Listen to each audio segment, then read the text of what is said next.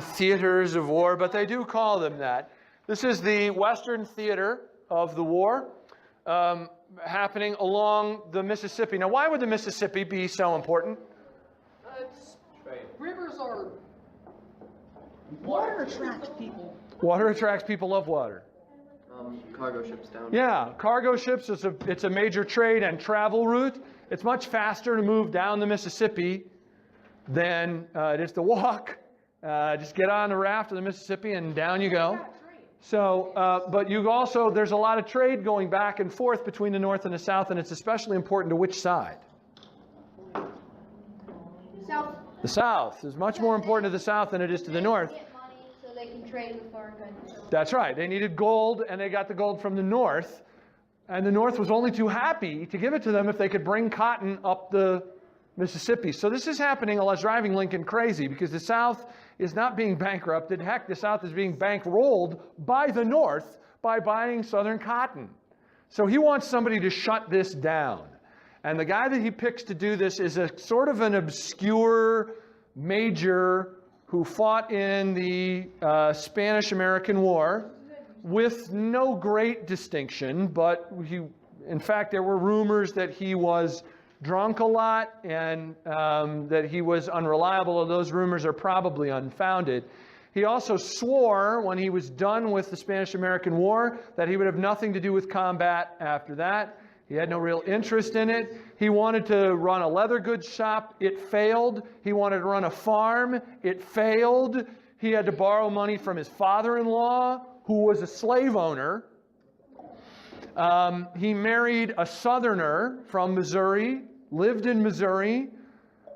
He did not himself own slaves, but he was part of a slave-owning group and was at least from the South, if not a Southern sympathizer. And so he seems a kind of an odd choice. But he's broke. He has no prospects.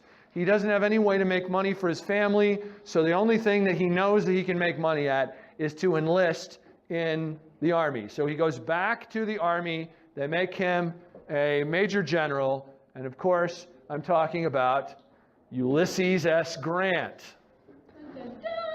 Grant is assigned to shut down trade on the Mississippi. And he is very, very efficient at this. This is where he starts to really show what he can do as a military commander. He is efficient with his troops, but also not afraid to use them. He will attack fortified positions, but only when he knows that he can win.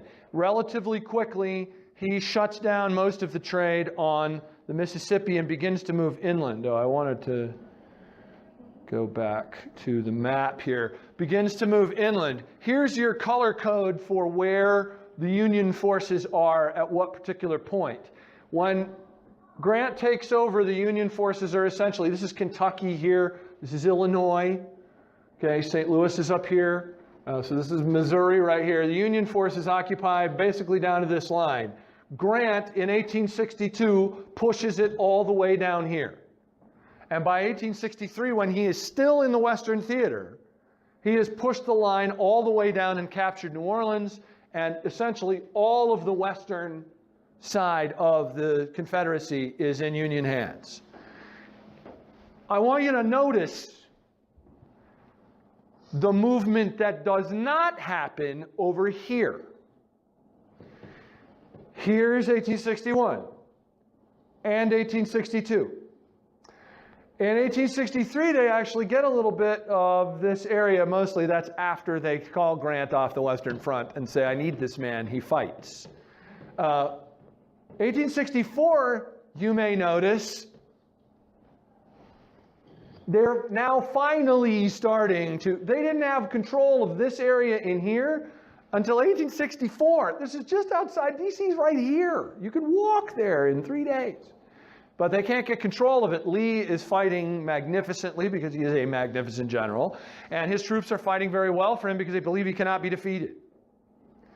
And a various series of Union generals, McClellan is the most famous one, will be unable to repel him. And we'll go through some of those conflicts that are important to know when we get to that point. But they move, eventually Grant is moved to the Eastern Theater of the war to take command of the Army of the Potomac. And from that point on, Lee is unable to be successful. Grant is not a great strategist. He's not a terrific battlefield tactician, but he understands how to use his advantages and to make them work for him. This is the guy who, if you're a chess player, this is the guy who captures a pawn early in the game and then just grinds you down until that pawn is the most important piece on the board and you don't have it. I hate to play against people like this because all of your brilliant strategizing and tactical play on the board means nothing because the guy will just not give you an inch to use any of your swashbuckling daring do. He just throttles you. It takes a long time to die that way. But that's Grant.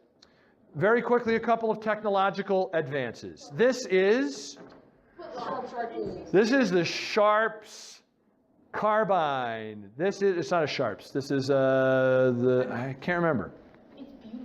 I'll have to look that up. But this is a 7-shot rifle. See this up here? This is the 7-shot magazine. It's a 7-shot rifle. The Southern troops said you could load it on Sunday and fire it the rest of the week. Yeah, grimly hilarious when you're still muzzle loading, which is all they were doing.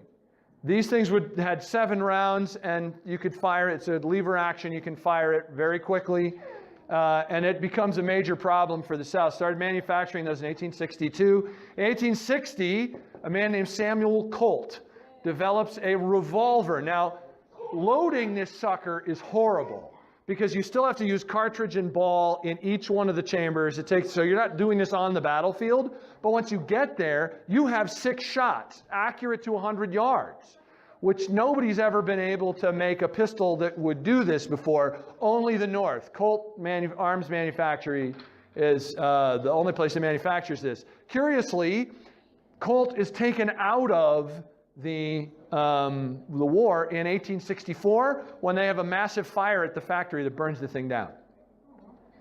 Probably it was Belle Boyd. I mean, she was everywhere, right? It probably was. This is a huge deal. The telegraph, the North has telegraph lines all over the place, so their communication is much better than Southern communication. And the railroad is the other big thing. As Grant moves east, he is capturing rail junctions and cutting the South off. As soon as the South had other problems with the railroad as well that we'll talk about in a little bit more detail next time. Yes? So what's that 7-shot rifle called again? 7-shot rifle. I can't remember. I can't I was remember. actually going to say 7-shot rifle. It's not. It's Scoville repeater? Spencer. It's the Spencer repeater. Start with an S. It's the Spencer. Thank you. Thank you. It's the Spencer repeater. Okay. I understand from my wife that there is no class next week. What? No. President's... Don't do it. No way? Really? Yeah. President's Day, and since the Monday class is already behind by a week, We're just going to take the whole. we're just going to take, I think, the whole week off. So I will see everyone in 2 weeks, and I will be bearing donuts.